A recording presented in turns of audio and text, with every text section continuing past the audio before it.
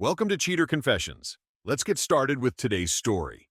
My name is Alan. I'm 30, and I've been an aircraft mechanic for nearly a decade. The work is long, but it's steady and pays well. My wife, Kimberly, manages a salon downtown.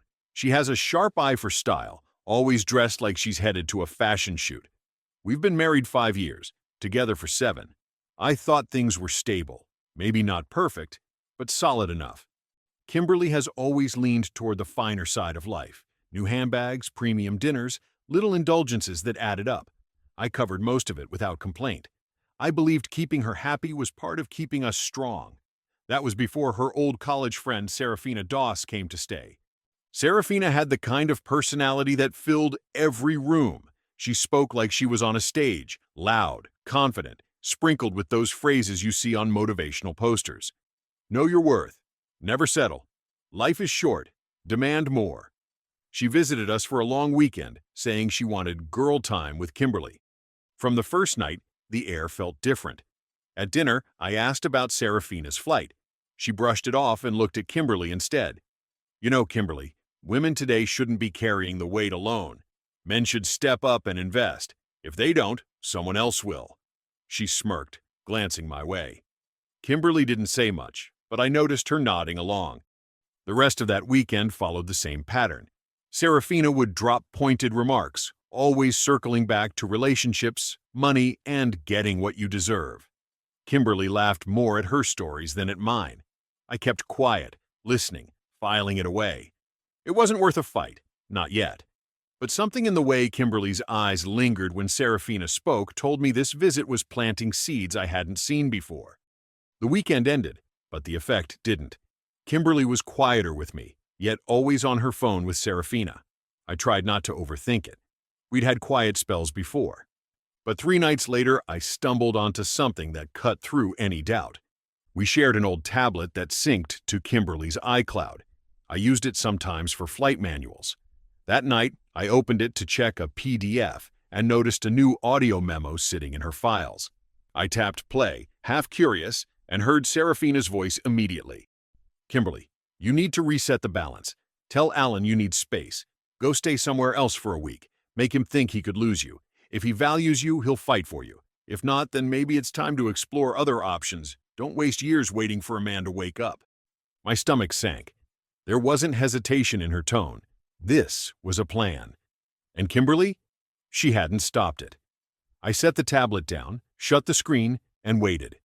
The next evening, Kimberly cleared her throat as I was getting ready for my shift. Alan, she said softly, I think I need a little time. Just for myself. Maybe a week. To think about us. I kept my voice steady. Where will you stay? With Serafina. She offered. I didn't argue. I didn't beg. I only said, do what you need. Her brows furrowed, as though she expected resistance. She packed a bag and kissed my cheek like nothing was wrong. I let her go. Later that night, my phone buzzed with a notification from our joint credit card. A ride-hailing charge, not to Serafina's place, but to the Linden Hotel across town. An hour after that, another alert. A charge for 2 at a rooftop bar. The next morning, I checked our linked accounts and saw something else. A transfer into Kimberly's personal wallet app. Samuel Graves had sent her money. The note read, Last night was perfect. I screenshotted it, my hands steady. Serafina had given her advice. Kimberly had followed it. And now I knew exactly what kind of reset this was. Kimberly didn't even try to hide it. Maybe she thought I'd be too blind or too soft to notice. She underestimated me. On Tuesday, a coworker of mine, Callan Briggs, caught me in the break room. Hey, Alan, is everything good with you and Kimberly? He asked carefully. When I raised an eyebrow, he explained. My wife saw her at Bellamy's wine bar last night. Said she was with some tall guy, brown hair. They were close. Not like friends close. He didn't have to spell it out. Thanks for telling me, I said, keeping my face unreadable. That evening, I pulled up the smart lock records from our front door. Kimberly hadn't been back once since she left. Not a single entry code logged. She wasn't staying at Serafina's like she claimed. I remembered the carry-on she left with. One of our suitcases with an air tag still inside. I checked the tracker. It pinged from Bayview Residences, a high-rise across town, nowhere near Serafina's family. The joint credit card told its own story. Boutique purchases mid-afternoon, a $220 seafood dinner, late-night charges at a dessert bar. None of it matched a woman sitting alone, reflecting on her marriage. I didn't confront her. Not yet. I redirected my paycheck into a new personal account. Then I sat at the kitchen table, scanning receipts, AirTag screenshots, bank alerts, and that note from Samuel into a single folder. The next morning, Kimberly texted me casually. "Morning. Hope your shift went okay. I'm still thinking. I'll let you know when I'm ready to talk." I stared at the screen, then placed my phone face down. She believed I was waiting. What she didn't know was that I was preparing. By Thursday, I knew watching and waiting wasn't enough. I needed protection. I called Dravenholt, an attorney I knew through a retired coworker. I laid it out without names at first. If a spouse uses joint funds to cover an affair, what happens? His answer was blunt. That's called dissipation of marital assets. Courts don't look kindly on it, especially if you can prove the trail. I had the trail. Draven advised me to keep collecting evidence, but also to cut off access. Don't let her run up another bill in your name. Get your finances separated immediately, and stay calm. Judges notice who loses control. That afternoon, I canceled the joint credit card, the same one she'd been swiping at hotels and restaurants. The teller raised an eyebrow, but didn't ask questions. Within an hour, Kimberly was cut off from my money. At home, I pulled down the boxes from the attic and began packing her things. I wasn't throwing anything away. I was preparing her exit. By the end of the week, the money was secure, the boxes were packed, and the legal papers were in motion. Kimberly thought she was testing me. In reality, I was setting the stage for the move she would never see coming. Sunday evening, my phone buzzed. A text from Kimberly lit the screen. "Hey, I think I'm ready to talk.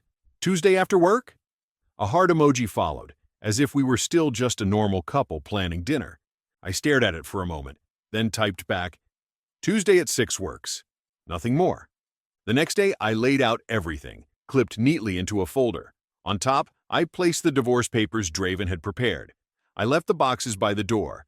At 5:55, the front camera alerted me. Kimberly had arrived. What I didn't expect was to see Serafina stepping out of the car with her. The bell rang. I waited 10 seconds before opening the door. She stood smiling, casual, with Serafina right behind her. "Alan," she said warmly, "it's good to see you." I stepped aside, gesturing toward the living room. "Come in." Their eyes immediately caught the wall of boxes by the door. Kimberly's smile flickered, but she kept walking. Serafina gave a smirk, the kind of look that said she believed she held the upper hand. "Wow," Kimberly said softly. "You've been busy." "Organization helps," I replied, calm as stone. They sat together on the couch, expecting me to do the talking, to plead, maybe even fight. Instead, I slid the folder across the coffee table. "Everything you need to see is right there. We'll go through it page by page." For the first time, Serafina didn't speak. Kimberly's eyes darted down to the folder, then back up at me. She had no idea what was waiting inside.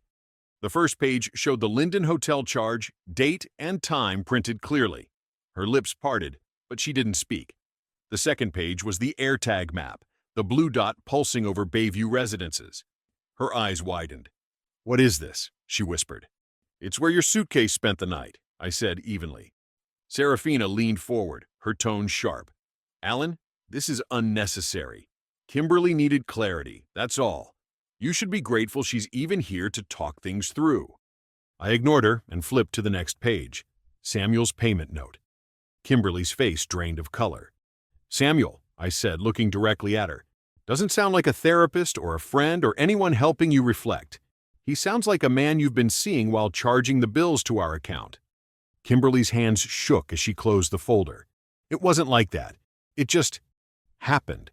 Serafina said, "Don't put this on me," Serafina cut in, defensive. "I told you to test him, not to jump into bed with Samuel." I raised my hand, cutting them both off. "Enough. You can argue about who pushed whom later. The facts are right there. You followed her advice, and you cheated. You lied about where you were, and you used my money to fund it." Kimberly reached for me, tears forming. "Alan, please. I was confused. I thought maybe you'd stopped caring and Samuel was just... He made me feel valued. But I never meant for it to go this far." I slid the final document toward her. The divorce papers. You went as far as you wanted. Now I'm making my move. The marriage is over." Her tears spilled as she shook her head. "Don't throw away 5 years over one mistake." One mistake? I leaned forward, my voice low but steady. This was a week of lies, hotels, dinners, and a man's name in your phone. That's not one mistake. That's a choice. Repeated, deliberate. Serafina started to speak again, but I cut her off with a look that made her fall silent. Kimberly's sobs filled the room, but I didn't flinch. My decision had already been made. The moment they left, the phone calls began. First, it was Kimberly's mother, Clarissa, her voice soft and practiced. "Alan, she's confused. Marriage is hard. You can't just give up because of one rough patch." I kept my tone flat. "Clarissa, it wasn't confusion. It was hotels, restaurants, and another man's money. The papers are signed." She sighed heavily, as if I were the unreasonable one. An hour later, her brother Everett called. "Man up, Alan. Women test us.